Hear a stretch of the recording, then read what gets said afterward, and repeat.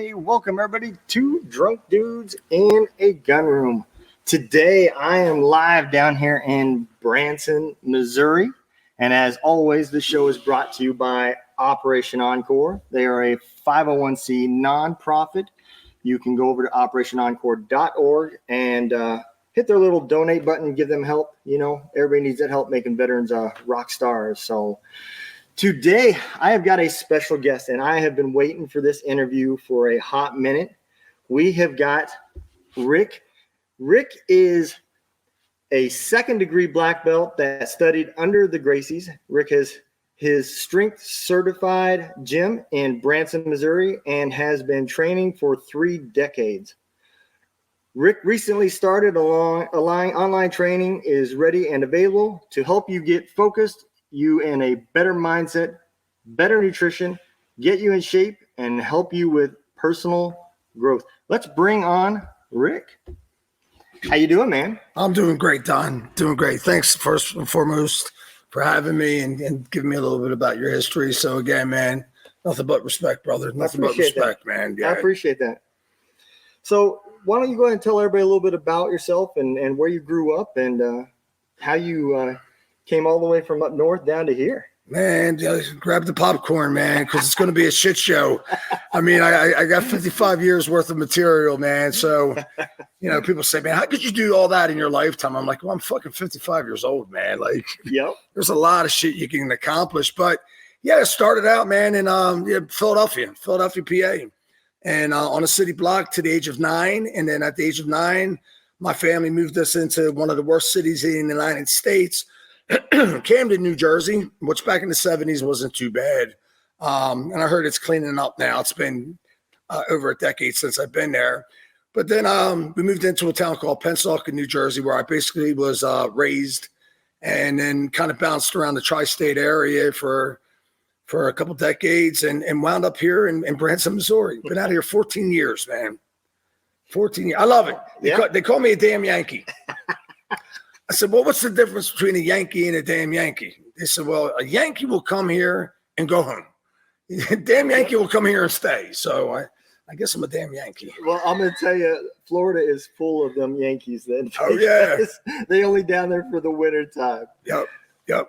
So you in your bio, man, you've got so many things that I want to cover. Okay. Let's start out with you growing up. I know your dad was also an entrepreneur. Correct. He was in the pizza business, right? Correct. So how did martial arts and that all combine? Because you've been doing martial arts since you were like 6, right? 51 years, man. Yeah. 51 years. Actually, June 27th, 1972 was my very first class because you had to be 4 years of age. Okay. So right at the age of 4, my folks had me right in there, man. They said, kid, you got some anger issues and we don't know how to handle it. I mean, back then they didn't have pills and diagnosis and this, that. It was, you dealt with it. Yeah. And my folks said, well, we got to keep them active. And at that time you had to be 4 years of age to start martial arts, which again, so they could handle my anger issues, give me structure, discipline. They enrolled me in Taekwondo.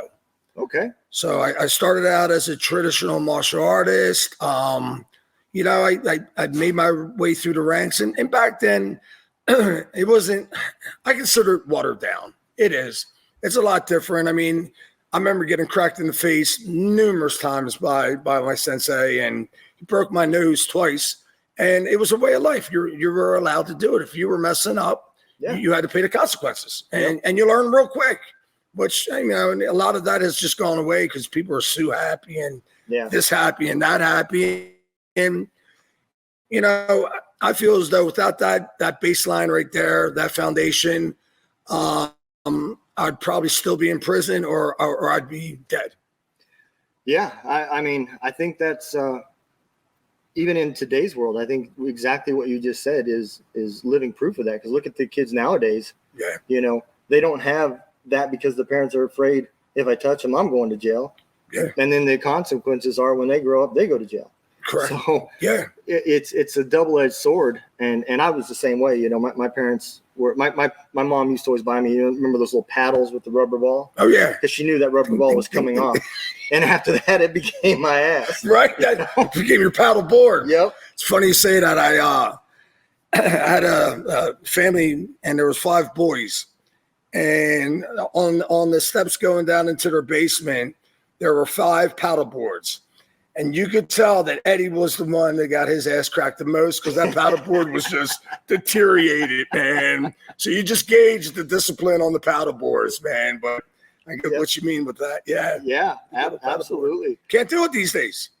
I mean, God forbid your kid winds up doing something stupid or, disrespectful and you smack him on the butt, man. Your typhus is coming to your door and taking your kid. Yeah. And if you do it like at a store, nobody's going to come to stop it, but everybody's going to videotape it, and then they're going to come and arrest you. Yep. That's exactly what's going to happen. Yeah, it's sad.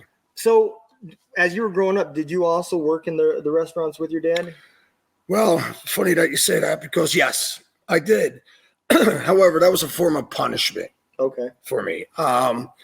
Anytime I would screw up, if the law had to get involved or this, that, or the other thing, I would have to go to the pizzeria and work. So when I was in my early 20s, my father said to me, kid, this is going to be yours. I wanted nothing to do with it. I'm like, man, I'm not going to be punished. We talk about PTSD, man. Mine was at the pizzeria. I can't even walk into a Domino's right now, man. Like, I like to go, where's the drive-through window at? You know what I mean? But all joking aside, I look back at it and I have a lot of fond memories of it. I really do.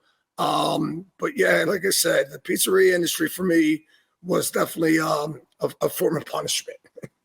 I get that. I do get that. So martial arts stayed, and you I guess at some point you left the house. How did the whole syndicate with the mob come and you started going down the road? Was this after you left the house? Because it seems like your parents were pretty strict as far as punishment. How did that tie in? Dad was always working. You know what I mean? Back then, you owned a restaurant. You were there 7 days a week. I mean, really, Sundays we would sit down and have meals. And my father was a great man. I mean, he was an orphan, Flatbush, New York, in the 30s. Mm-hmm. And then at the age of 16, when they gave him $50 and said, have a good life, he went into the military. I told you he was a Korean vet, was in the Army. First, he was a infantry. When he got out, then he started with a hot dog cart in New York. Okay. And just built his way up to restaurants in Philadelphia and then into New Jersey. But with ourselves, like I said, growing up in the pizzeria industry, I had a lot of uncles that weren't really blood related, but Uncle Vito, Uncle Tony, you know what I mean? So even though my father wasn't connected, we were connected. Okay. I mean, you had to deal with the organization. That's who you bought your products off of, your flour, and whatever the case was. And like I said, my father was a great man. But with my situation of my age, I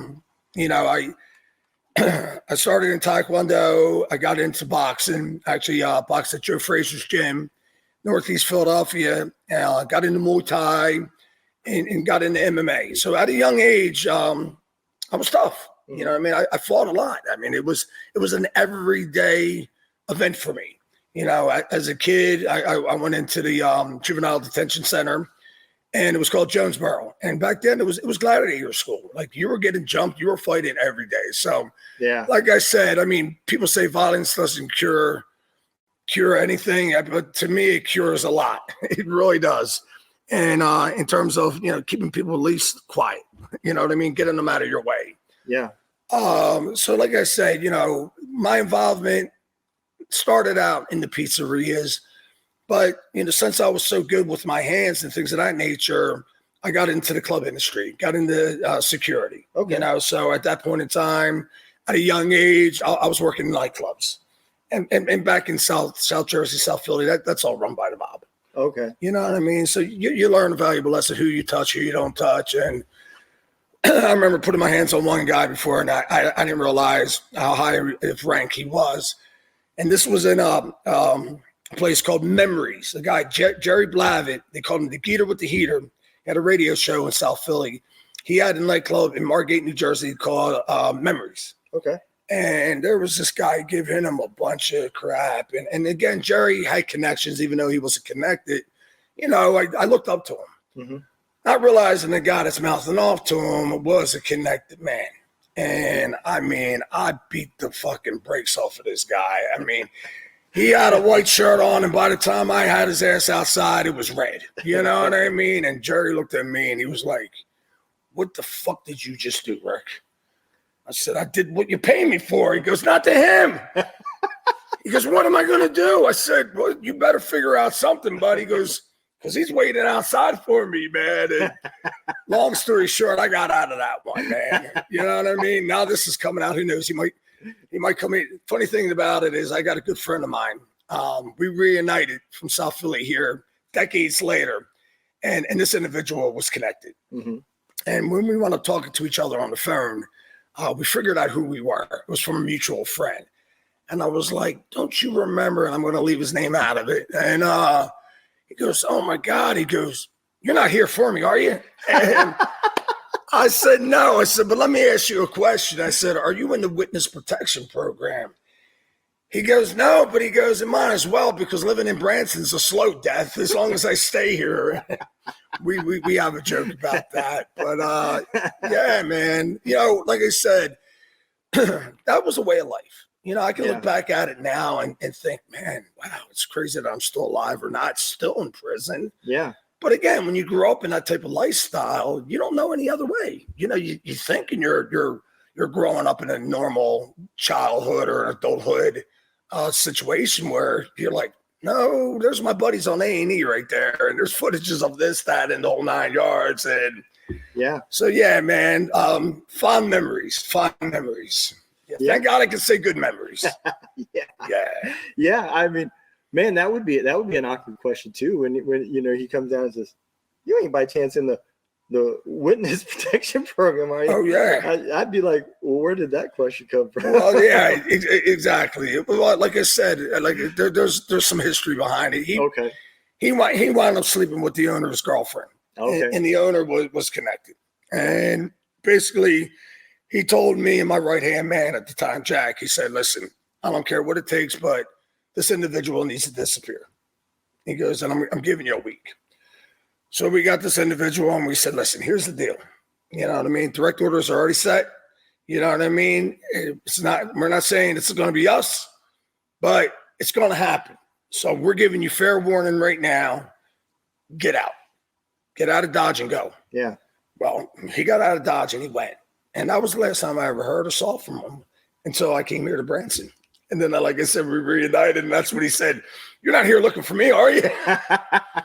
and I would love to get him on your show because he's, you know, things have changed a lot. Yeah. I mean, it has over the decades, man. You got like, you know, Sammy the Bull coming out. You got Vinny, I forget the other guy's name that, you know, he's more of a preacher now. You know, I mean, they're openly discussing their story. Not to say that there's never going to be any consequences. There might, but things have changed over the decades, man. It's not like the old, you know, Gambino days or Gotti days or anything like that.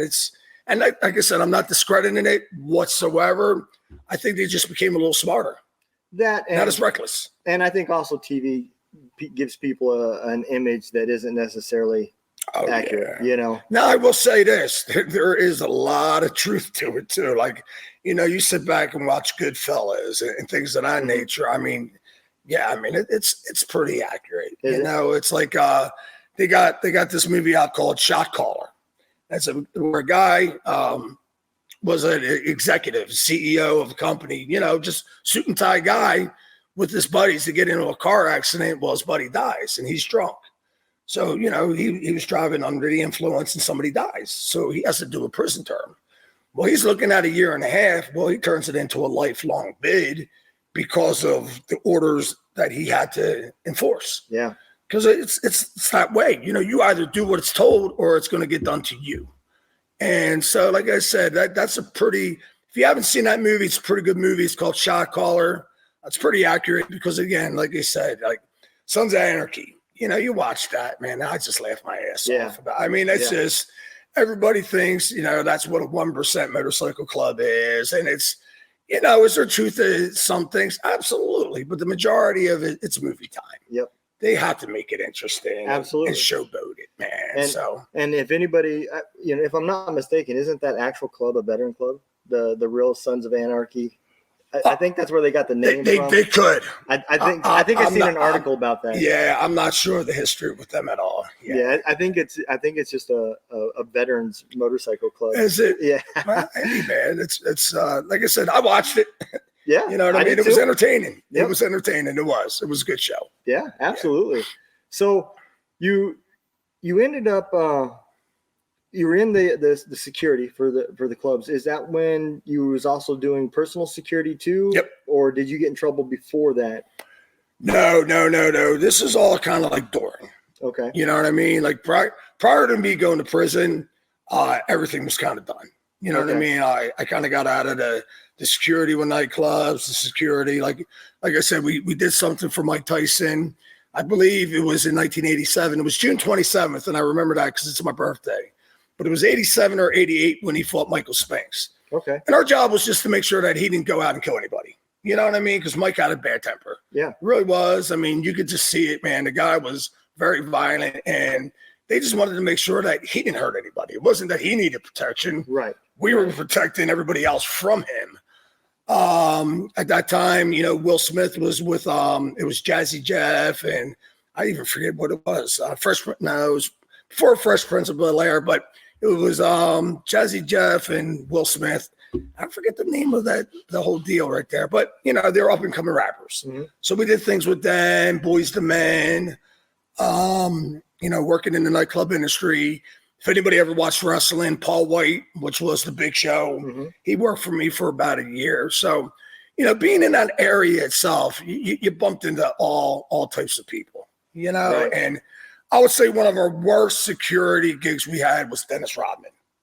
Really? Oh, man, you talk about a nightmare. I mean, this guy, I could see this actually. He's just a nightmare. I mean, he would hide from us. He would escape the clubs. And I'm like, we're here for you. You cannot play hide and seek with us, man. And he was off the wall, man. And we had an opportunity of doing another gig for him, and we declined it. It was just too much, man. Like, I'm not taking this. We're not taking it anymore. Risk over reward, man. Yeah. Not enough. Yeah. Not enough, man. Yeah. It is weird too, talking about that guy, that the life that he led.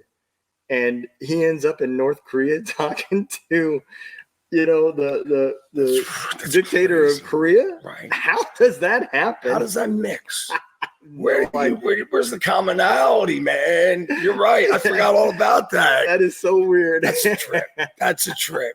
Well, like I said, great guy. Don't get me wrong, man. But hey, man, they get on some shit, man, and they kind of lose their mind a little bit, man. Like I said, it was just, we're there for a reason.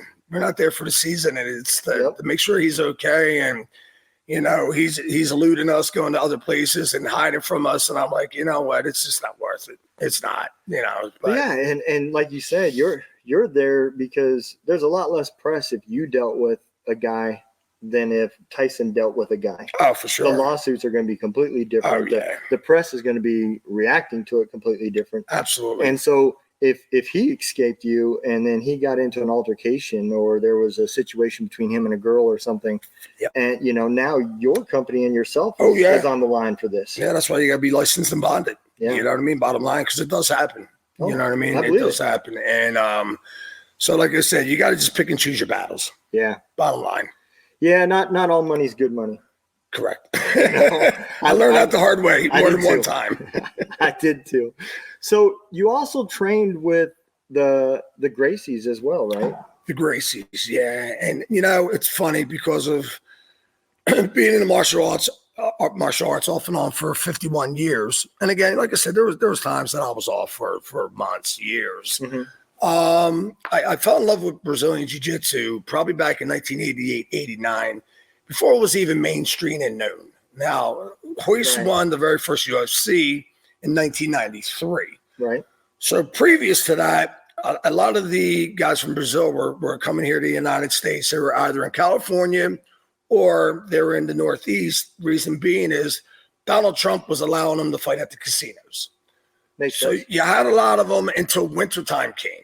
Okay, now they love the ocean in the summer because you have all the beaches, but wintertime comes, they couldn't stand the snow. So like one of the very first snows that we had, I'll never forget. We slipped on some ice, man. He fell down. It was Hoist or Hoyler. I'm saying all the names with an H's, but they start with an R. That's one thing you'll notice about Brazilian Jiu-Jitsu. And he's like, yeah, I'm done. I'm going to California. So a lot of them migrated to California just because there was a bigger population there. There was more growth for them, more money. A few stuck behind. I started training under Renzo. And Renzo was kind of a mixture of Elio Gracie's side and Carlos's side. So when people say they've trained with the Gracies, they don't realize, or I'll get the one that says, well, I trained with the Gracies. And I'm like, well, which one? Well, the Gracie. I'm like, there's thousands, man. Yeah. There's thousands. You got to understand, Carlos Gracie had 23 children. Wow. Elio had 9. So the combination of those two brothers itself, their offspring and cousins, I mean, there's thousands of them now. Yeah. And they all capitalized on the name. Of course. I mean, the Gracie name is the Gracie name. And, there's a big story on the Machado brothers that was actually Joe Rogan. We were talking about Joe. Joe's under John Machado or Higa Machado. I think it's Higa Machado, one of them, but they're under Eddie Bravo as well, which is 10th Planet. And they were using the Gracie last name. Well, it got to the point where I believe it was Horian, who's the oldest out of Elio's kids, turned around and said, you got to stop using our last name. And they were like, well, it's our mom's last name. They're like, yeah, but it's not your father's last name, so you have to stop. So, hey, have you ever wanted to be a part of this show? You now have the opportunity to be a part of the Two Drunk Dudes in a Gun Room show. We have worked with a nonprofit that is starting called Heroes Voices Media Foundation. We are trying to help this foundation get built. You can be a part of it by sponsoring our show.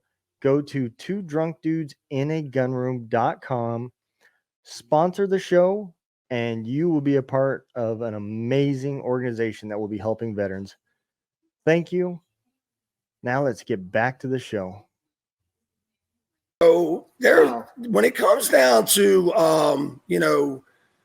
family wars, I mean that's a big family. Yeah. So there's a lot of disputes. And again, it's not my place to speak on any of it, but at the same point in time, I mean there's thousands of Gracies out there, man, and they're all badass. They're all badass. Oh yeah, absolutely. They're all badass, man. Yeah, absolutely. So when you was doing this training, was all this was this also post prison or was this before prison as well? Both. So let's get into what caused you to end up going to prison? Just got involved with things that we shouldn't have. Ultimately the charge was possession with the intent to, possession of a controlled dangerous substance with the intent to sell. Okay. So that's what it came down to. The ironic thing about that is, again, whomever, FBI, DEA, whatever, trying to figure it all out.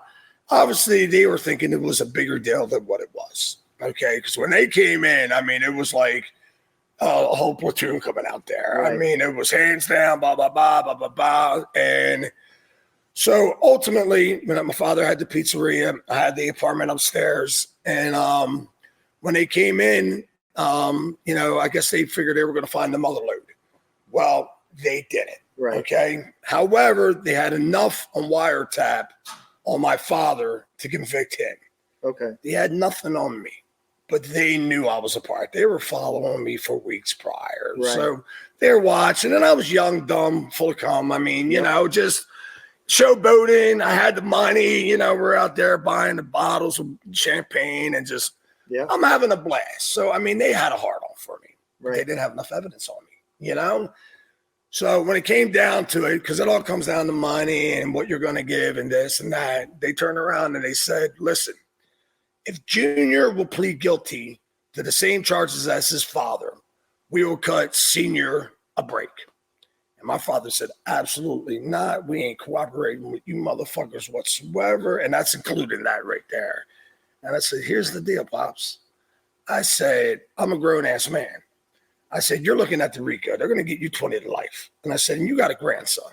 I want you out to see your grandson. Yeah. So that's a choice I get to make. And I agreed. And he was pissed. He didn't talk to me for 9 months. And we were the only father and son team in the state of New Jersey at that time to go through the system. And that was maximum security. This wasn't Fed time. Right. This was hardcore state penitentiary time. We're talking about, Trenton State, Rahway. We wound up in Leesburg, but, there was a whole transit time before we got to one destination to the next because it was overpopulated. You know what I mean? Yeah. So, I mean, for the longest time, he didn't talk to me. And then he finally gave in, and started talking to me. So ultimately, I did 5 years. He did 7. He was able to get out, see his grandkids, and he passed away at the age of 75. But he was totally comfortable with doing the rest of his life in prison. He said, kid, it's like a full circle for me. I was born and raised in an orphanage in Flatbush, New York. Went in the military. He goes, I'm going back to the orphanage again. You know what I mean? Like, yeah, life was simple for him, man. Right. You know what I mean? Funny thing is, he wound up running the ODR out there, which is the officer's dining room, because of all his expertise in the restaurant industry. Mm-hmm. So they set him up where he was doing the books, doing the ordering, and all the fat ass CEOs were just sitting back smoking the cigarettes. It's kind of like that movie, what is it, Shawshank Redemption? Yes. Very similar. Okay. You know what I mean? Like, my old man was running the shit over there, man. It was funny because we wound up out to one of the minimum securities after you build up status, where we went out onto the farm, and it's a farm. So you're shoveling shit, you're feeding the pigs, you're just doing dumbass shit, or highway patrol where you're out there cleaning up the highways, and you've seen the buses out there. Yeah. And I caught a charge. As soon as I went over, I caught a charge. So they put me behind the wall again to maximum security for about 1.5 years. So I built my status up, good status, stayed out of trouble. And when I went back, got off the bus. And right when you get off the bus, they put you right into the barracks. Mm-hmm. So you got about 50 bunks on one side, 50 on the other, and the same on the other side. Well, that's where you start. Then they put you into a 6-man room, a 4-man room, a 2-man room, and then you get your 6x8. You're single, okay? Immediately as I get off, man, I'm ready to go into the barracks, man, and they're putting me in a single room, and I got a TV, refrigerator, a fan, and I'm like, you guys got the right guy? They're like, we'll explain it to you later. Go back to the ODR, and Pop's just running the shit, man. And, yeah. And, I'd say for the majority of the correctional officers over in Leesburg, it was in Cape May County, they were just nothing but hillbilly rednecks, man. And they were just looking to do their time, man, their hours, man. They weren't looking to really break your balls too bad. Right. I mean, you're going to have the few out there that are going to be ball breakers. But for the majority of them, man, they were cool. It was just a job. That was it. And, a lot of people say, how was it doing time? Well, I tell people, I did my time. I didn't let my time do me. Yeah. You know what I mean? I made the best out of it. I trained, stayed away from drugs, stayed away from gambling, stayed away from things that get people fucking killed. Yeah. And that's what happens. You know what I mean? Like, usually a hit's not going to get put out on you unless you owe somebody else another race money, and that's through gambling or drugs. Because, there's more drugs inside the penitentiary than there is out on the street. There's more money for it. There's more money for it, and again, it's just, it's the way it is. I mean, it's prison. And, as long as you do the right thing, man, usually nothing wrong is going to happen to you. Just don't go in there as a child molester or somebody that abuses women. You know what I mean? Yeah. You're going to be all right. Now, if you're either or and they don't put you in protective custody, you're probably going to get chopped up.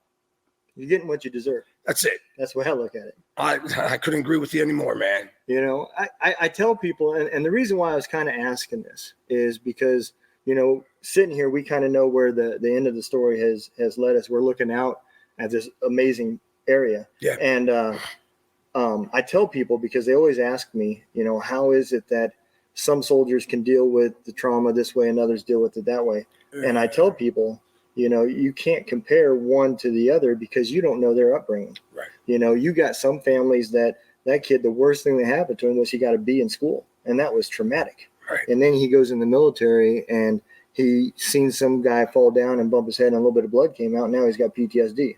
You know, you got another kid that grew up in and out of foster care, being shot at from on the streets. And it's going to take a little bit more to be traumatic. You know, what that guy just seen, he laughs about.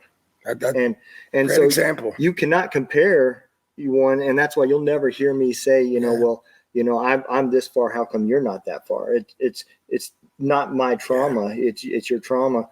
It may be from the same events. It may not be, but the cure and the way you get there and how you deal with them is going to be completely different. And so I think kind of your upbringing and the areas that you came from kind of helped you deal with that new way you were put in. Because I know somebody that didn't have that kind of upbringing is going to be in shock just from day one of being in there. Yeah, like I hate to say it, and I said this on a previous podcast, I was like I was groomed for it. Right. You know what I mean? Like, and again, I'm not taking it away, and I'm not trying to glorify it, but you know, it is what it was. You know what I mean? Yeah, Exactly. It sucked to be away from your loved ones. You know what I mean? It sucked that you didn't have certain luxuries in life. But you know, I tell people all the time, if you want more out of life, take some shit away, and then you'll just enjoy it more.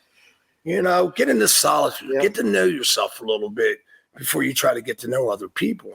You know, I think solitude is great. And people are like, well, you're in prison. Well, I was around a lot of people. Right. You know, a lot of times I had a cellie. You know what I mean? If you're in segregation housing unit, you're still around. You know, you're listening to, you know, the shot caller calling out the orders of the day or this one or that one. So you're around people. Now you get into the hole. That's a whole nother situation, which from my understanding, they outlawed it finally because they called it inhumane, which it is. I mean, I was in it, you know, and literally, you know, they threw you in the freaking hole, no window, no nothing, slipped the food through. And all you have is a horse blanket, which is like sandpaper, and your toilet paper is your pillow. Holy crap. You know what I mean? And you know, you really get to know yourself. I mean, there's no reading material. There's no nothing, you know. You get into AdSeg, which is administrative segregation, which now, you know, you get some books and things of that nature. But then you get the jerk offs that rip out the last chapter on you or something like that, or the last few pages on you, man. True story. True story. So I was a runner in one of the units. I shouldn't even be talking about this, but I don't give a fuck. Okay. So one of the guys from the ACTA, part of Latin Kings, all right. It's kind of like the lower level. And I don't want to discredit it, man, because they're badass motherfuckers. But they wanted me to pass off a porn book to one of their homies in there, man. Mm-hmm. So, you know, I'm like, porn book, man. I'm like, man, I like this picture. Take out this picture. Take out that picture, man. I'm good. You know what I mean? And I get the call, man, guy Babyface, man. And he was, you know, the head of the actor. He was the shot caller, man. He goes, so Rick, man, what happened to page 96 and 105? I said, what are you talking about? He goes, the book I gave you. He goes, 96 and 105 was missing. Man, I said, I don't know what you're talking about, bro. I got the book. I gave it off like you told me, man. I'm sweating bullets, man. I'm like, but then at the same point in time, I was the guy. I would pass out the phone. I was the one that had to feed them throughout the day. So you fed them lunch, you know, breakfast, lunch, and dinner. Give them the phone call, give them books. And these are guys that want to get into a fight or something inside or caught with drugs that now they're getting ready to get shipped out to another facility. Mm-hmm. So they're just in the jail cell. That's it. You know what I mean? And, you know, they're allowed out once to take the shower. And so my job was basically to kind of contend with them and mop the floors. And so you get certain privileges as you're a runner. But also what came down to it is on the weekends when all the dope came in, you know, no matter what race it was, I was the one who was passing the dope off. Right. because if you don't do it, you get got. Yeah. That's it. You know what I mean? And where I was at, there wasn't really any type of strong white force at all. I mean, you hear about the Aryan Brotherhood, you hear about the Peckerwoods and things of that nature. There really wasn't in Leesburg at all. I mean, there was very minimal whites, and I meshed more with Nieta and the Latin Kings. Mm-hmm. There was just more family oriented. I knew how to speak Spanish because growing up in Camden, New Jersey, I grew up stayed in a Puerto Rican community, Fairview, for years. So I knew how to get by.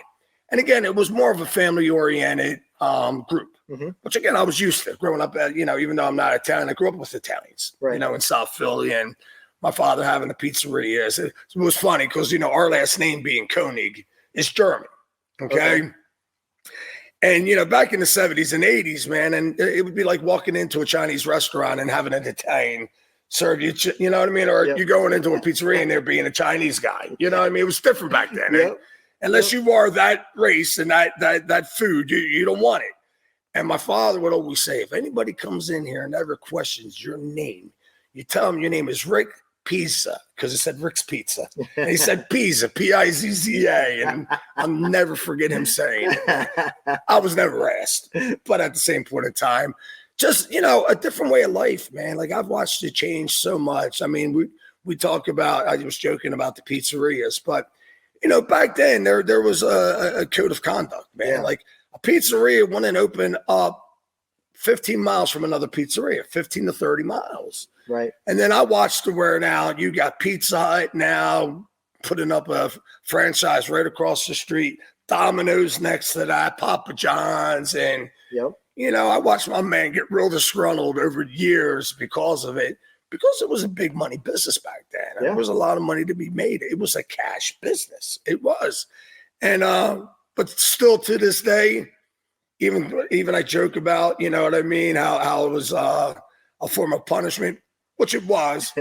I could still eat pizza every single day. I had it last night. You know what I mean? I could eat it every day, cold, mustard on it. I don't care. I'll eat it. Yep. I like pizza too. Yeah. So when you got out of prison and you decided, was this like a turning point? You said, okay, I need to figure out what I'm going to do. Yep. So what did you do when you walked out? Man, when I got out, it was just a matter of, putting my nose to the grindstone. I mean, I already had it envisioned. Mm-hmm. I mean, I could have been fully taken care of just because of, again, the direction we went in there. I mean, just me and my old man did the time. No one got dimed out. Right.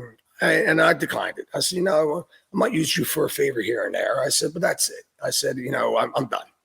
I said, I'm done. So at any rate, I went out, man. I had a job at a pizzeria. I started doing cabinetry, countertops. I still did some security gigs at night, things of that nature, just for extra money. But it was all legit. That was it, man. And I knew it. And I had that vision. I wanted to get into real estate. I wasn't sure because I was a felon if I was able to. But in return, I did get my license. I was inducted into the $1 million. The $1 million Hall of Fame. And I'm like, yeah, I only made $13,000 that year. So, I mean, take this plaque, give me the money. You know what I mean? I'm like, so real estate wasn't my gig, but yeah, I had one of my transactions, which was about $750,000. Okay. I sold the house. Okay. And people don't realize, everybody thinks 6%. Well, it gets split up between the brokers and the other brokers. It's typically 1.5, 1.5, 1.5, 1.5. But we were the listing and selling broker, so I was able to get 3%. Okay. Which was a good chunk of change. Yeah. You know what I mean? I needed it. And so I'll never forget going to lunch to the guy who I gave the mortgage to, because it was an F paper loan, subprime loan. I guess he made a lot of money off of it, because of took me out to lunch, flipped me an envelope. I opened up the envelope. I'm counting the money, you know what I mean? And I'm like, this is more money than I got off my commission off that real estate transaction. He goes, and you earned every penny of it. And I said, okay, so how are you going to teach me what you do? You know what I mean? And I got in the mortgage industry. You didn't have to have a clean record. I still, to this day, I'm a felon. First degree, you can't get expunged. And it's been decades, you know what I mean? And got in the mortgage industry and made a lot of money, made a ton of money. And, you know, I was living life, man. Things were good. Things were great. And then '07 hit, and that was it. I made it crash. Yeah. I mean, I went from, I'll never forget, I was on the phone and I hung up, and I remember just wishing that the phone would stop ringing. Well, you got to watch what you wish for, because that phone stopped ringing. Yeah. And like I said, '07 and '08, I was robbing Peter to pay Paul. And then '09, Peter ran out of money and Paul got pissed. So it was like, what do we do? Yeah. You know, and at the time we got 3 kids, and, you know, Dave was 14 at the time. Daniel, 8 years difference. Madison, I'm just bad with ages, man. My mind doesn't work right. But anyhow, we got 3 kids. Yep. You know what I mean? We got to do something. We got to do something. And my wife turns around and she goes, well, what do you think about Branson? I said, well, what do you think about a second choice? And she goes, Branson. And I'm like, because we've been out here. Right. You know, we had in-laws that moved out here. My brother-in-law had a show out here, Legends. And so I knew of Branson. So I was like, man, it can't be that bad. So let's just, I let the house go. You know, threw everything in storage. We put enough into a U-Haul so we were able to take our vehicles. I remember getting repo letters, you know what I mean, for the vehicles. And I'm like, come find us. You know what I mean? Yeah. Like literally we just left the house, and they never came for the vehicles. And at any rate, I figured we'd be here for about a year, maybe 2 years tops. Well, November 22nd, month that just passed, celebrated 14 years. Wow. So I created a life, and you couldn't drag me to go back there. Yeah. I'll go back to visit, but I mean, yeah, man, this is home. Yep. I love Missouri as well. I do, man. The Ozarks is a beautiful area. And I feel safer. Oh yeah. I feel safer. Everybody has the same thought process when it comes down to, you know, your rights being you know, taken from us and things of that nature. Like, this is a state that would definitely come together, Absolutely, and unite and take on whatever's to come, you know? And I think the people understand that simplicity is happier. Oh, man. You see it. I see it with the people that I work with. Absolutely. You don't have to keep up with the Joneses. Yep. Bottom line, I can shop at Walmart and not feel bad about it. Yep. You know? When I closed my business and I moved back here, I finally experienced what happiness was. Yeah. Hey, let me tell you guys about an amazing organization that is being built right now. It is called Heroes Voices Media Foundation, and it is an organization that is using media to help veterans express themselves and tell their stories using media, as in podcasting, like the Two Drunk Dudes in a Gunroom show. It is also using music, like Gunroom Radio. And it is also using books like What Is Coming Soon with Warrior Words. So if you would like to help, go check out Heroes Voice Media Foundation.org. You can find it at our Facebook page, and you can also find it in the description of this episode. So let's get back to the show.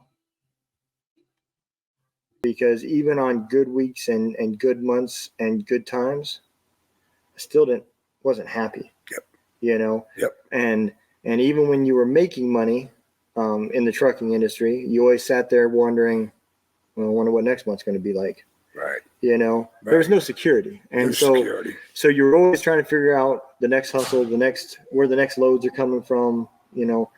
That's a tough job. It is. I mean, I give you guys credit. I mean, like, now were you doing it cross country? Oh, yeah. Oh, man, yeah. I started out hauling bulk chemicals, and 6 years later, I ended pulling flatbed. So I've hooked up to about every kind of trailer that you can hook up to. Okay, so where did you hate going to the most? Anywhere that looks like your thumb. So if it's north of Washington, D.C., right, I cut it off the map. Okay. Yep. Yeah, a lot of people said like New York. I never went to New York. Yeah, New Jersey. I'll go up to upstate New York. Oh, different. But New York City? Oh, yeah. No. It's a nightmare. No. I mean, I literally lived about an hour and a half, 2 hours away, And in 42 years, I can count on one hand how many times I went there. Yeah. Just because it's crazy. It is. I mean, driving wise, I don't mind going there if I took, the train or something like that. But driving there, it's a whole different ball game. I crossed the GW one time in a semi truck. Yeah, George Washington. I'll never do it again. Yeah, man. And I had to pay $100 to do it. That's crazy. That's crazy. Ice storms and everything you've been through. Yeah. God. Yep. I would rather go back to Afghanistan with a BB gun than to go to New York City. That bad. I'm not gonna lie to you. Yeah, man. Yeah, it is bad. Absolutely. Yeah. So you come down to Branson, and did you come down here with the intent to open up a dojo, or not at all? No. Honestly, that was probably the last thing on my mind. It really was, because of, again, at that time, I was only a purple belt. Mm-hmm. I was probably the longest white belt in the history of jiu-jitsu. People don't realize Brazilian jiu-jitsu is different than all martial arts. Right. I mean, first and foremost, if you're not 18 years old, you're not getting a black belt. Bottom line. Somebody tells you I got my black belt in Brazilian jiu-jitsu at 16, well, you're lying, because you have to be at least 18. You know what I mean? And back then it was more of merit. If you weren't going 3 times a week, you weren't getting ranked. Yeah. You know what I mean? So coming out here as a purple belt, I still felt as though I had a lot more to learn. Okay. You know what I mean? Yeah. And moved out of here, there was nothing. No jiu-jitsu. I mean, I'm like, wow, man. So you talk about a culture shock. Yeah. Now, I used to walk 2 minutes and I could be with 20 friends. It would take me 2 hours to hang out with 2 friends here. Like it was a big, and thank God I was 42, because I could calm down a little bit. I got a lot out of my system.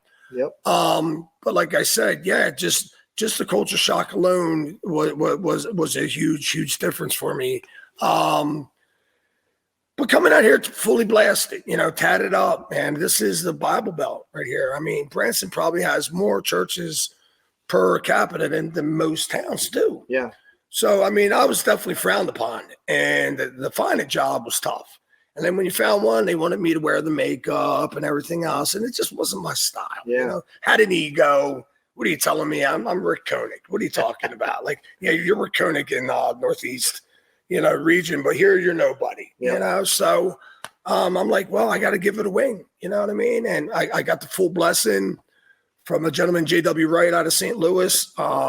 He said, I like how you structure your class. I like what you have going on. And if you want to be affiliated under me, he goes, you're more than welcome. And he's a Hoyler Gracie black belt. Okay. So I said, he was St. Louis. I was here. So I built an academy over at the YMCA and just kept it growing. You know what I mean? Like I was telling you, work with a group called Mission 22. And, it's where statistically they say 22 vets will commit suicide on a daily basis. And you and I both know that statistic's a lot higher. Yep. And what I would do with a lot of my buddies is we would go around the country. We would put on free seminars for our vets, because all we were looking to do is just get them into something that's a lot more positive than the alternative. Yeah. And it felt a great way of giving. Like I said, even in my school, if you're a vet, you're not getting charged. Now, I won't pay for your uniform. If I have one, I'll give it to you. You know what I mean? And I've had that learner geese where I could give the vet one. So, like I said, I think this country is waking up a little bit. You would know more than me.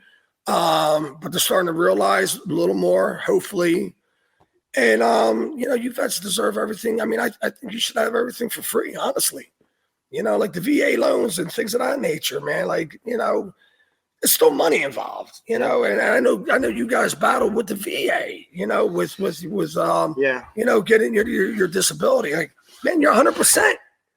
You signed your name on the dotted line for your country. You deserve everything. Bottom line. Yeah, it took me 3 years to get to 70%.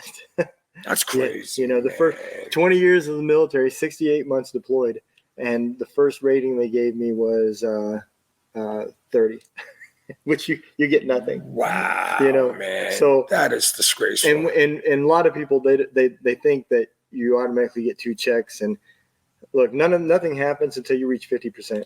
So at 30%, the way it works, right? I retired out of the military, so my pay was 50% of what my regular pay was. So because I was 30% disabled, what they did was they have this little gorilla math system that they come up with, right? Then they subtract that amount from your retirement check, okay? And then the government hands that to the VA, and the VA hands that to you, right? So that's tax-free, which lowers how much taxes you have to pay out of your retirement check. Okay. And that's what they claim is your disability. So I said, so for the 20 years of service and the all the problems that I have, I save, I get $15 a month. And the lady I was talking to, she goes, well, how do you figure $15 a month? I said, why, do you want that too? I said, all I'm saving is what the tax difference is. I said, so you're telling me the amount that I get is $300 at 30% based off of your math. What is, how much taxes is coming out of $300 a month?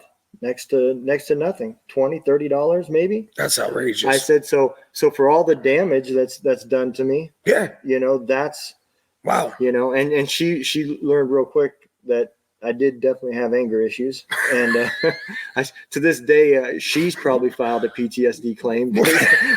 I definitely gave her some words of encouragement, but rightfully so, though. I was pretty upset. Rightfully so, and you had every right in the world to be. I mean, come on, man, that's ridiculous, man. So again, man, all the respect, brother, all the respect, man. I appreciate it. So when you build this, and I know you're also working with people for weight, and I think mental health also comes a lot, because I put on a lot of weight as I got more and more depressed. I'm not gonna lie, and I'm just now starting. I mean, I've lost 15, maybe almost 20 pounds since I've this year working on it. But I seen in your video that you've helped fighters get down to the weights that they want to be at. Oh yeah. And now you're helping other people. Yeah. I got involved. Well, like I said, always being active in some way, shape, or form. Like my son, he was an MMA fighter as well. I was always in the game. You know what I mean? Since the 80s. I mean, martial arts my whole life. And so I linked up with a guy named George Lockhart, Marine, and Daniel Leith. And they had a system because of that's what he did in the military. He was the dietitian. That's what he went to college for in there. And he had a system that was unbelievable. So I got linked up with him with the hopes that I'd be able to go on the road with him, help with the UFC fighters. Like he did Conor McGregor, like stayed at his house for 2.5, 3 months. And it was good pay. Yeah. Never happened, but got a ton of knowledge out of it. But I tell everybody, regardless of everything that I've done, the weights have always been my anchor. Always been my anchor. It's something that is in my daily routine, regardless of what I was doing. I made sure I was doing my push-ups, my pull-ups, my dips, my burpees, something. But again, I fell in love with the weights at an early age of 13. Okay. Fell in love with them. So I just seen how it was affecting people more. And again, being in prison, it's mindset. So I started coming up with programs where it's your self-mastery. All right. You're just bettering yourself on a daily basis with giving you non-negotiable daily tasks, something that you have to adhere to. Now, I'm going to give you a blueprint so you can structure this throughout your whole day. So you're chalking up wins from the time you wake up until you go to sleep. Okay. So when you wake up, that's a win. When you go and you work out, that's a win. When you get to eat breakfast, that's a win. So basically, you're chalking up wins. So by the time 12 o'clock rolls around noon, you already chalked up about a dozen wins. Yeah. And what you're doing is you're training your mind. You're a winner. You know what I mean? Yeah. It's all mindset. So we work on that mindset. And again, there's a lot more to it. I have people journal. We do weekly reflections. We work on certain issues that they might have. And then I get them on a macro-based diet, where basically what I'm doing is I'm tracking your calories, all depending on how much weight you're losing or you want to gain. And then we just track your fats, your carbs, and your proteins. Okay. And we come up with a system, and we tweak it, we tailor it, we find out what's working and what's not. But again, it's a process. These are people that are with me. These are clients. I mean, I've had clients now with me for 2, 3, 4 years. You know what I mean? And now getting involved with my coach right now, Wes, he's just furthered my knowledge into it. So it's just things are right now steamrolling. I mean, I'm making good money. I'm going to be making better money, but it's not about the money. Right. It is not. I mean, hey, I'm not You gotta knocking live. it. I enjoy it. You know what I mean? And I tell people, I might buy things, but they don't own me. I might own them. They don't own me. And I won't allow, I'm happy in my gym living in the back. I'm cool with that. You know what I mean? I don't need anything else. But again, it helps. Yeah. But first and foremost, people mean more to me than anything else. I teach with compression. I'm very compassionate, but I'm tough. Mm-hmm. You know what I mean? Like if you come to me with some kind of shit that this is what I want, blah, blah, blah, blah, well, you're going to get it. Watch what you ask for. Yep. You know what I mean? Now, if you come to me and you keep it real and say, hey, listen, Rick, I'm going to tell you right now, I'm going to have a couple of beers every single night. I might snack on some Doritos or nachos or this and that.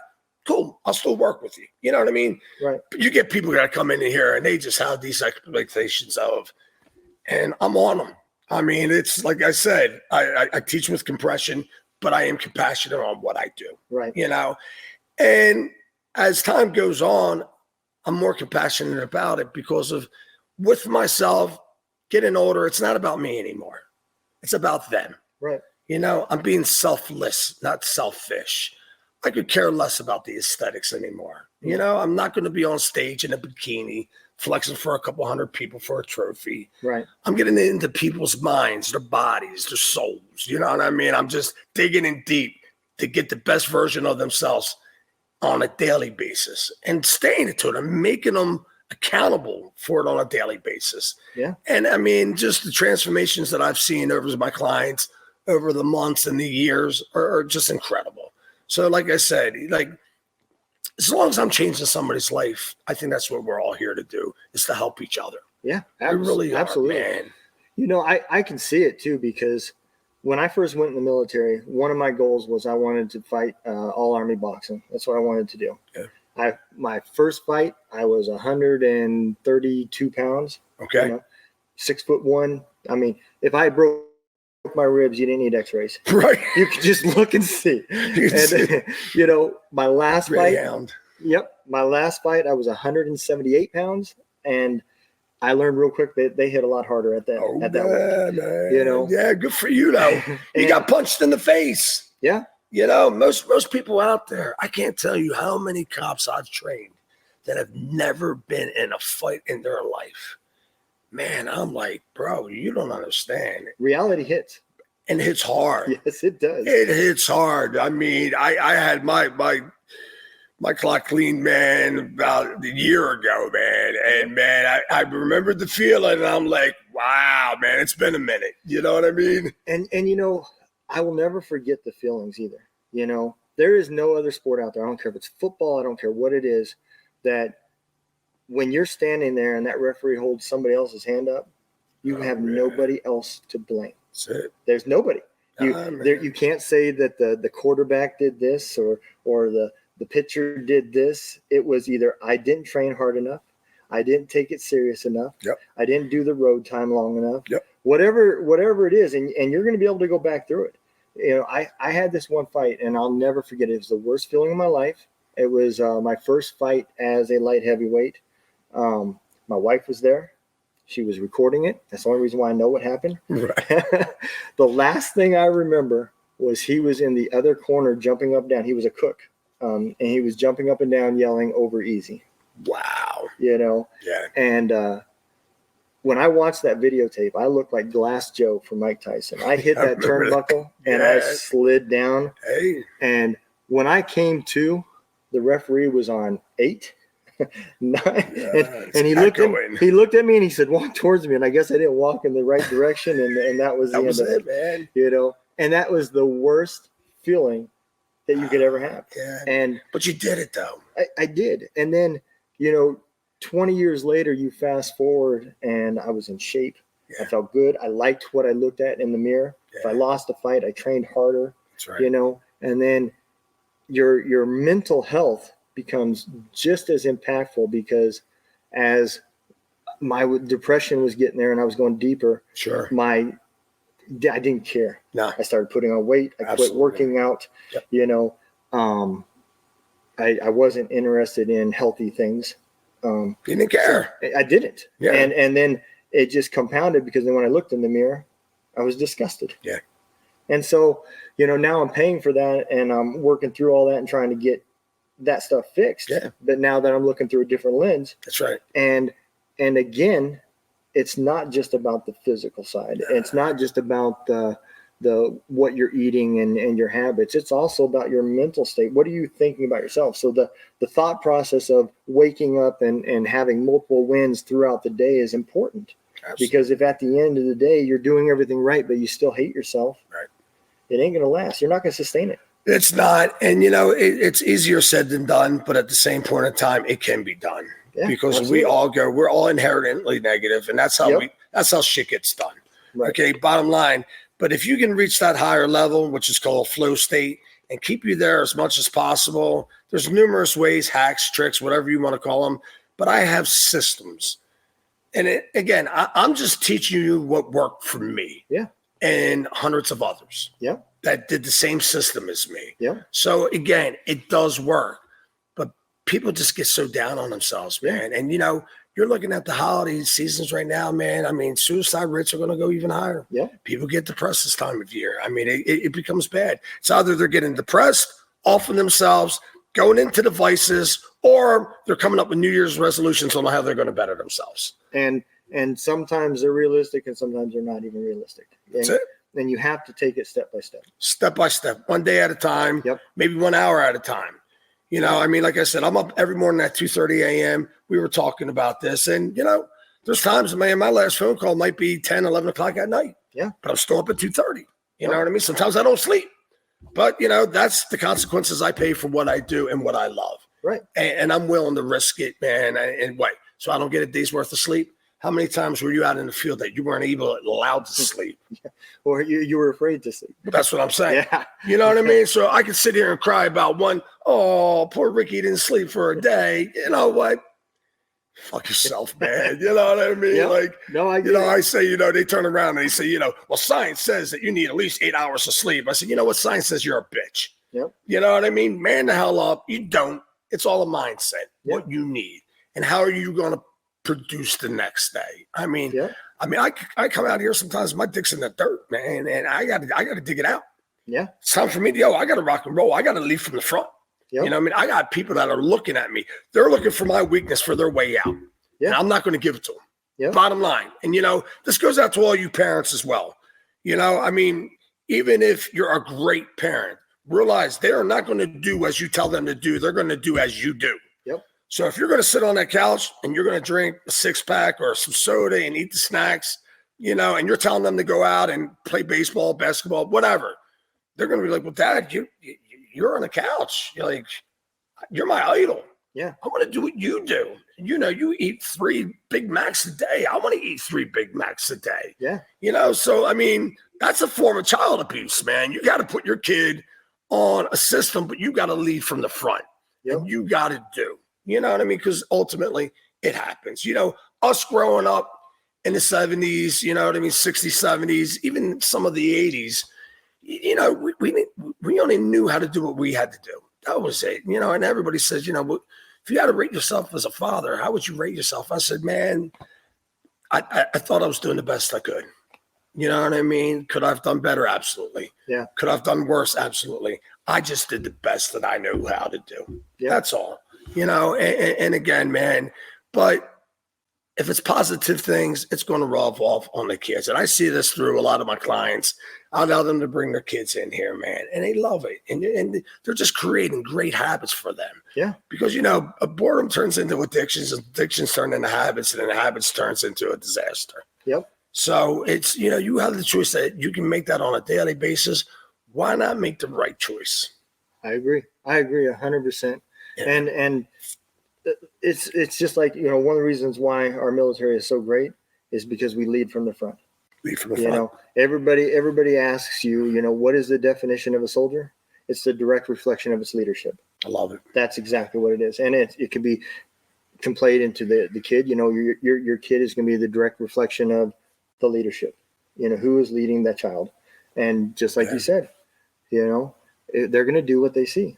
They're going to do what they see, and they always do. And even if it's wrong, and you're telling them, don't do what I do, do what I say do. Yep. They're just going to resent you for it. Absolutely. No, and again, a lot of us say, don't learn from my mistakes.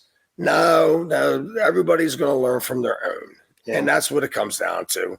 They got to figure it out on their own. You can just give them the right advice. But if you're doing the right things and you're leading in the front, at least you're giving that basis, that guideline, that ground foundation of something good to work on opposed to something bad to work on. Absolutely. And that means so much, man, because these kids these days are just so freaking confused. They really are. And it's just, how it is with the TVs, you know what I mean? Anything that you see, they're confusing them. Yeah. They really are. I mean, the media itself is horrible. I can't even watch the news. I was just talking about this on a podcast yesterday, but I literally had a soldier tell our company commander the reason why he joined the Army was for Call of Duty. He thought it was like the video game Call of Duty. Wow. So no, you were absolutely right. Wow. And he was astonished that it was not just like that. Yeah. Crazy. You know what I mean? They actually get that response, man. Yeah. Wow. That's the first, man. That was right close to my retirement. I said, man, times are changing. How long have you been retired now? I retired in 2014. Wow, man, that wasn't that long ago, bro. No. Not that long ago. I came in 94. Me and my wife got married right out of high school, joined the military in 94, and I retired in 2014. My man. I said, man, these kids are changing. I got to go. Oh, yeah. Yeah. Made the right decision. Yeah, I agree. Especially how everything's kind of taking a turn, too, man. I feel sorry for them. Yeah. This stuff that's going on over there now. And it's horrible. If anybody that goes to my website that wants to be on the show, there's a few rules. And if they look on the website, one of the rules is I don't get into politics unless we're talking about politics that bleeds into taking care of the soldiers. Then I'll discuss that. Anything else, it's not that I don't think it's important. It's that I just don't give a shit. Yeah. So it's not part of your show, man. Nope. And so there's that. And I don't produce, products. If you can't share the product with me, let me verify that it's not a scam and some bullshit because I've been duped already. Isn't that crazy, man? I don't get people, man. I don't promote stuff for the money. No. And it's about taking care of the listeners. It is. I mean, money helps, but again, if we're helping others, that comes back to you tenfold. I agree. You know what I mean? God will take care of you. And again, you're going to have good karma or bad karma. I'm a believer. And karma debt is, it's just paying off something that you did. It could be a simple argument with your significant other. Yep. What you give in, what you give out, you're going to get back in return.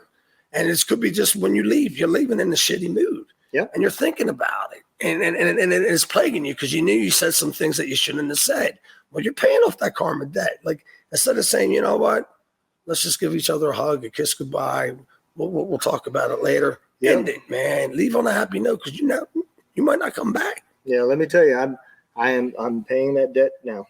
So am I, my friend. Yeah. So little by little, man, we're changing the world, though. Yep. Things like this right here, again, even if this interview right here changes one life, that's what it was all about, man. Yep. I agree. Giving out the knowledge that they needed. And I know this material right here, you got a good view over here. You have a good people that watch. This is definitely going to be changing lives, man. I agree. Yeah, I agree.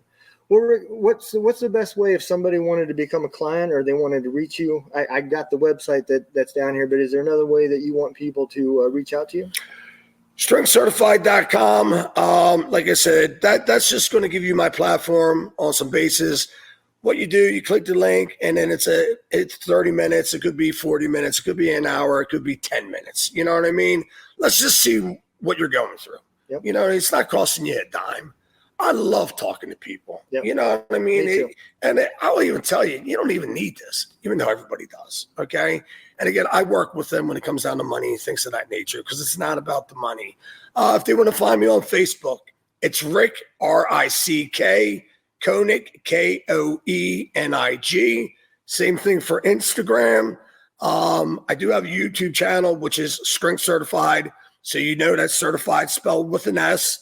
And I got a lot of content on there. I was showing you what we had with Veterans Week here, man, which was amazing. It looked like a lot of fun. I'll be here next year.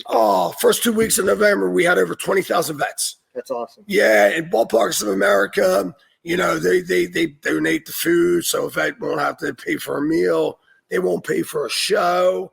I mean, Branson takes care of our vets. And I said more towns and more cities need to adapt that same principle, because if it wasn't for you guys, we wouldn't be here. And more people need to wake the F up and realize that, get their head out of the ass. And guess what? You see a vet, you shake that man's hand, and you thank him for serving your country. I appreciate that, Rick. I hope more people listen, because I agree. Nah, I agree. Man, I'm a firm believer on that, bro. Firm. Me too. Well, guys, I hope everybody enjoys the show. We will make sure that all of Rick's links and ways for you guys to connect with him is going to be in the descriptions of every platform. So wherever you see this, whether it's a short, a reel, or the video, wherever, Spotify, you'll find all of his links. You'll be able to reach out. I had a great time, Rick. I appreciate it. Bro, man, you're awesome. Thank you, sir. I appreciate it. Well, you guys take care. Be safe. And as always, man, we'll see you next time.